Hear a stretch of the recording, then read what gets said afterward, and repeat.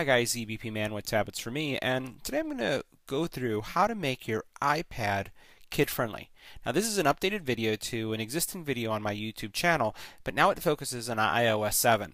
In this video, and the steps in this video, will apply both to the iPad mini, the iPad mini Retina, the iPhone, as well as the iPod Touch, as well as the iPad Air, or any series of the Apple devices that are running iOS7.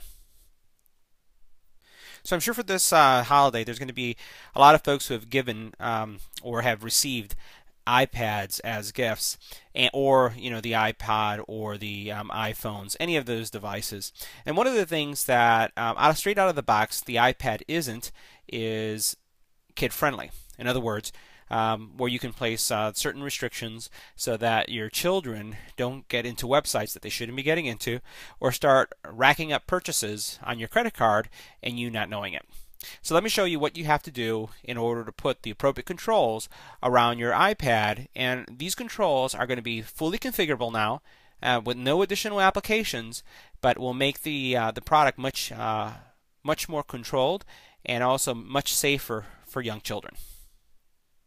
Alright, so new with iOS 7, the latest version of Apple's operating system across all their devices, they added a series of parental controls which are really important and are very well welcome to this line of products. So what you're going to do is, once you go into settings, I just did, you're going to go into general, and what you're going to do is look for an area called restrictions. Okay, so once you find the restrictions area, and you'll see it right here, you're going to tap it, and you have several restrictions that you can do.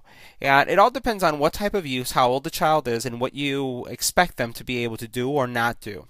So what I'm going to do is, first is I'm going to enable restrictions, and it's going to ask me for a password. I'm going to put in the password. I'm just going to put a standard one right now, 1 2 3 4.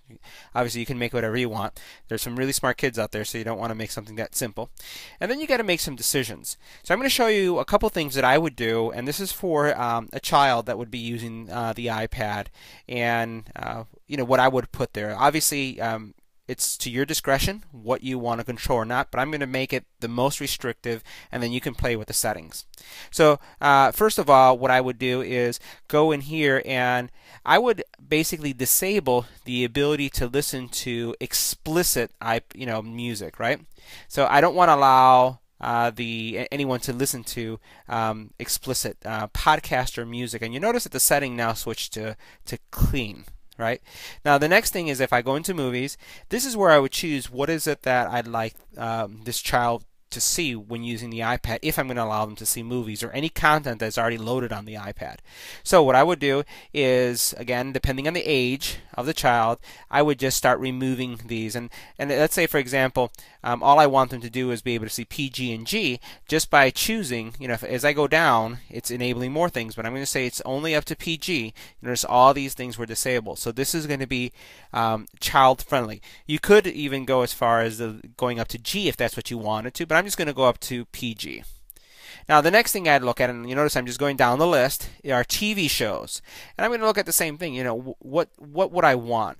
Again, the stronger content is listed on the bottom, all the way up to the content that would be more appropriate to a child. So I'm just going to go all the way up to TV Y7. Right? And again, this is just for this example here. You could go into books as well, and you can disable that so that doesn't come up. So those are more restrictions. Apps, you could also look at apps. I can say maybe the child that I'm dealing with is a 4-year-old. So I'm just going to say it's up to a 4-year-old. Choose that. So now, the apps that will only allow to install that. I could leave series on or not. What I'll do is just, again, I'm going to make this very restrictive, so I'm going to disable that as well so that they don't get into trouble or make any mistakes. Now, the next piece, and this is one of the critical pieces, and that's the websites. Now for the websites, you have the choice to say which websites, specific websites you want to have access to. You can say that there is really no restriction because all websites are accessible. You could limit adult content. Again, there may be some websites that are considered adult content and not sexually explicit, but just because of the material there.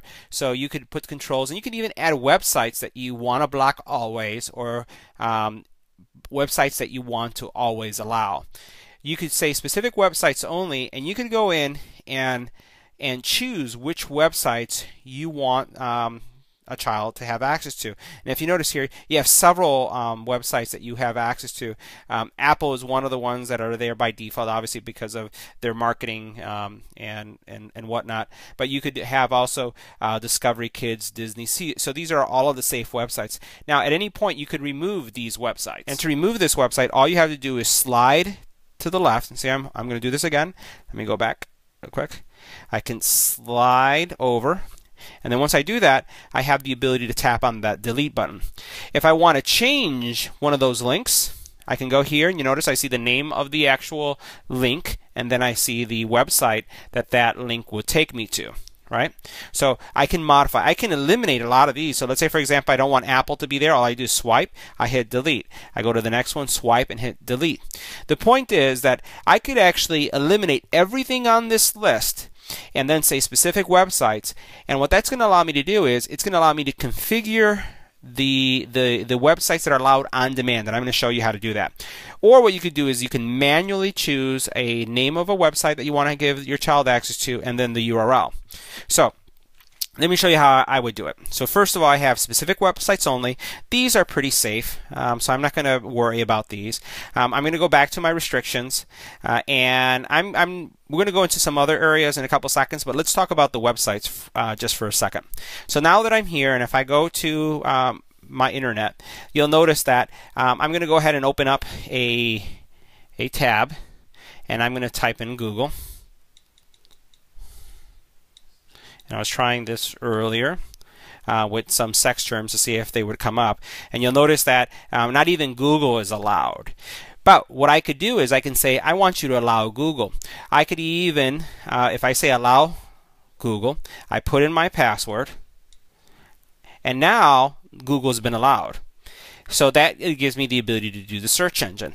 But once again, remember, you still have maybe some sexually explicit content that we have some controls over. So right now, the only thing that's allowed is Google. Any of the other websites aren't. Notice Apple was one of the websites that was allowed.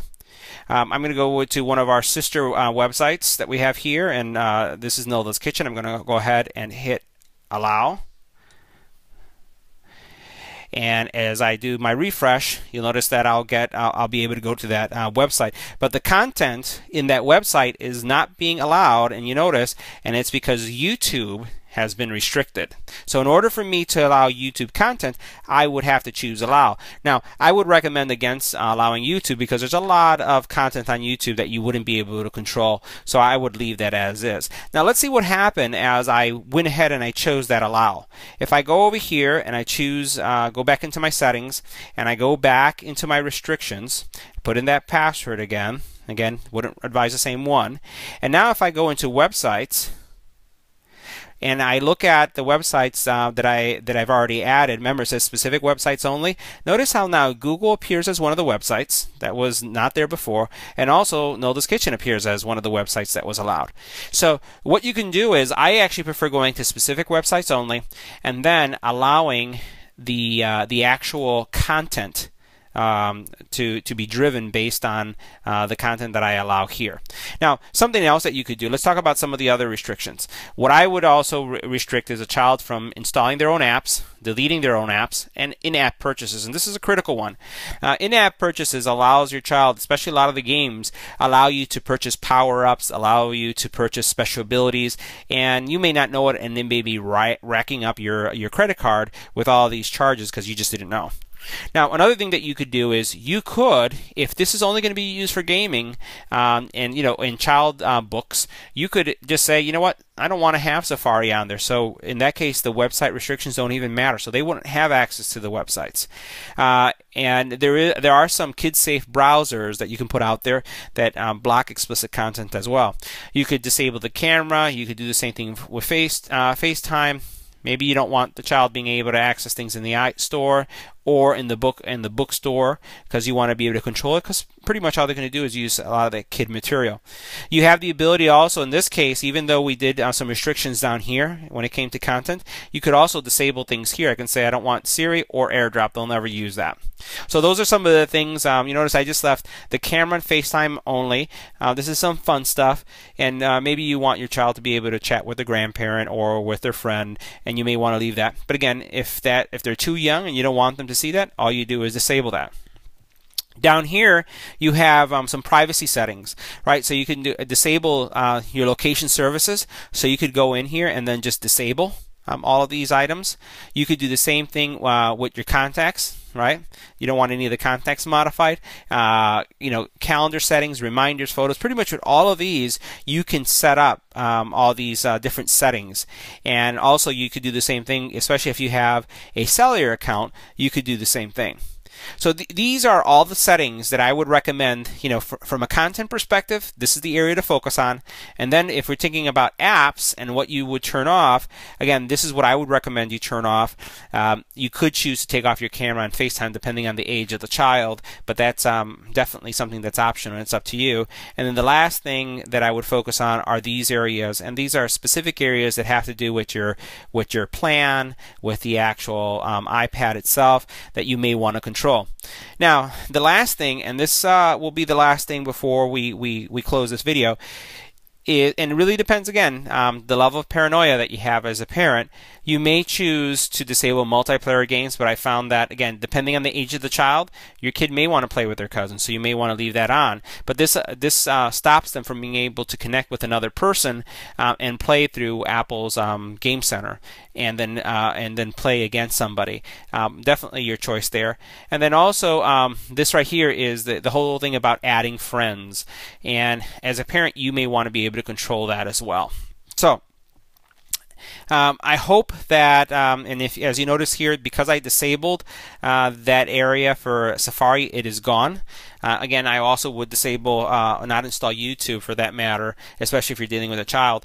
But I'm hoping that these settings give you an idea of what you can do to lock down your iPad, lock down your iPhone, and lock down your iPod. Virtually any iOS device, Apple device that is running iOS7, you can use these controls. So I hope this was helpful, and if you have any comments or questions, leave them on the YouTube channel. Don't forget to subscribe and share this video.